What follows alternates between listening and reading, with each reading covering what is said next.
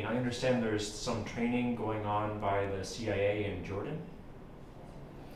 We heard about that from the media, but really we don't have enough idea about that. Okay. Let's talk about the bigger picture. So we talked about some of the weapons, but what does the West, in the United States, what more needs to be done? What do the people want? Are they doing enough? Really, we need two things. We need some weapons to defend ourselves, to prevent aeroplanes from bomb our villages, our houses. Also, we need some rockets against tanks. At the same time, we need real humanitarian aid. We need a fund to help Syrian people. We have every day at least 1,000 injured. We have at least 150 victims every day.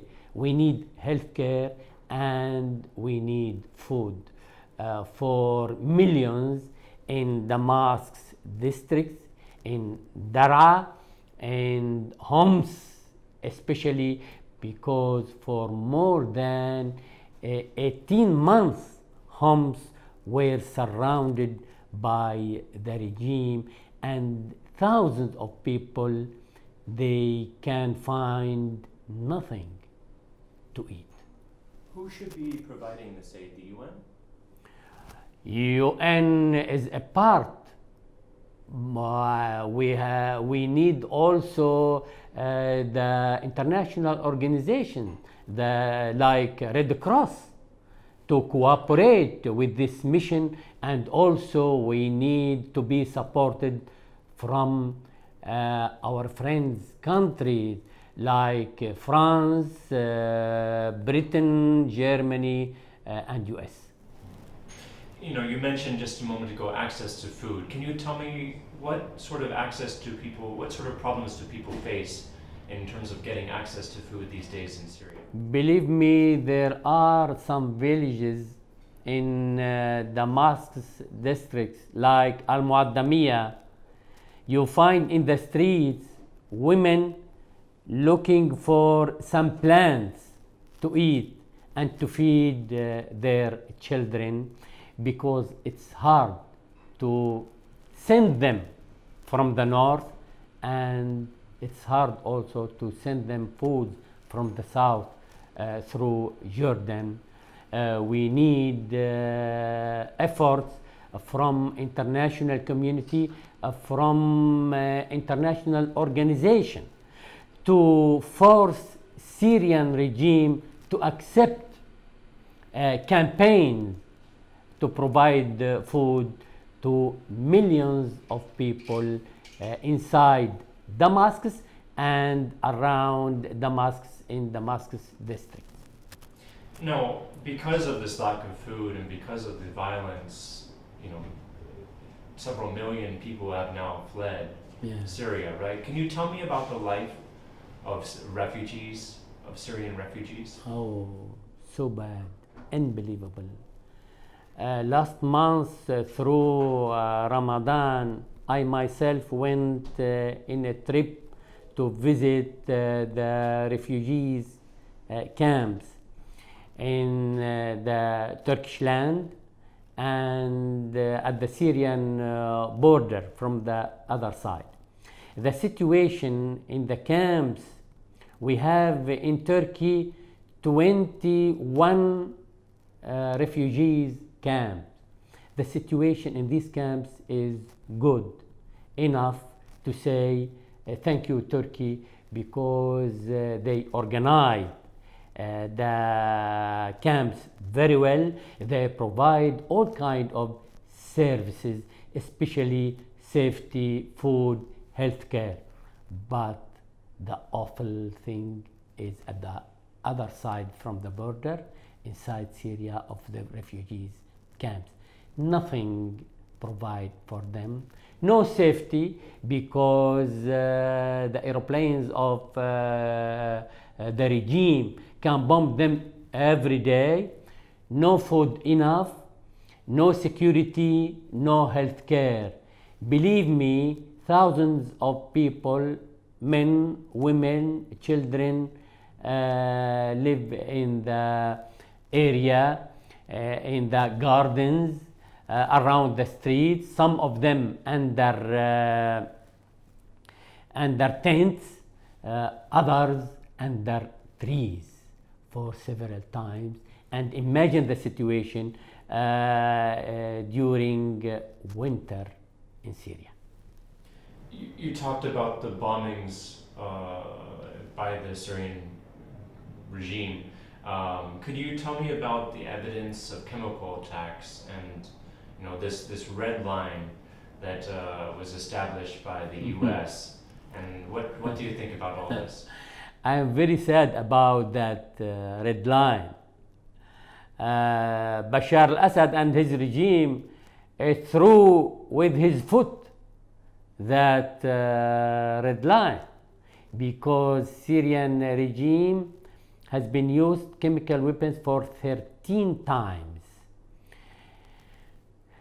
Some of them in Damascus area, in Homs, in Aleppo, especially in Khan al-Assad.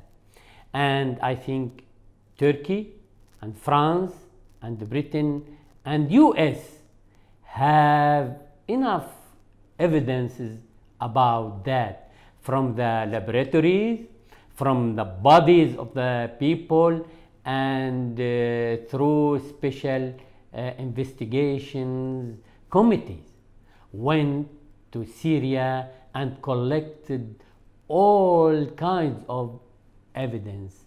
I think international community is not in need for more evidence. International community is in need for a real decision. And what do you see as the best form of intervention? Is it just weapons? Is it a fly zone? What do you see that? I am telling you frankly, we are not eager to see any foreign soldiers on our land. We have enough people to defend our freedom, our dignity, our lives, but the lack is in the weapons. We need weapons only. We need support with humanitarian aid. It's our right. Our country and our people is a part of the international community, a part of Arab League, a part of United Nations and all other international organizations. Why the world kept us like that? Syrian people have an idea that they were left lonely, but for what? Why? And some of them they have an idea that all the world, the East and the West, Iran, Russia, and our friends are against us. So we have only one friend, that is the God. I mean, what do you think the reason is that there's been no decision? I think the freedom in the world now has a leadership, but is not brave enough and strong enough to defeat freedom and dignity in the world. And I think the international interest has a role, and Israel benefits has a role also. What are those benefits for Israel?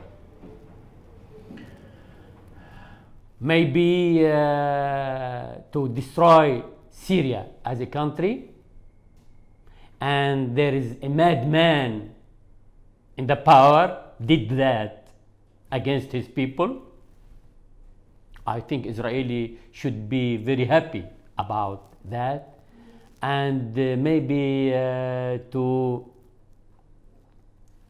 defect the country into small districts. I think the benefit of Israel may be under that point. So, I mean, what do you see? How do you see this conflict being resolved? What does it? Does the West, does the world have to intervene with these weapons before anything can happen? Is there a possibility of peace through talks? Tell me how do you see this happening? First of all, we have to get weapons to defend ourselves, to change the balance on the ground, to send a real message to Syrian regime, to Iran, and to Russia that Syrian people have real friends, and you have to think with the future, and Syrian regime can't be a part of the future. We have to change Syria into democratic state. When you send this strong message to Syrian regime, to Iran, to Russia, then they can oblige Syrian regime to go seriously to peaceful solution.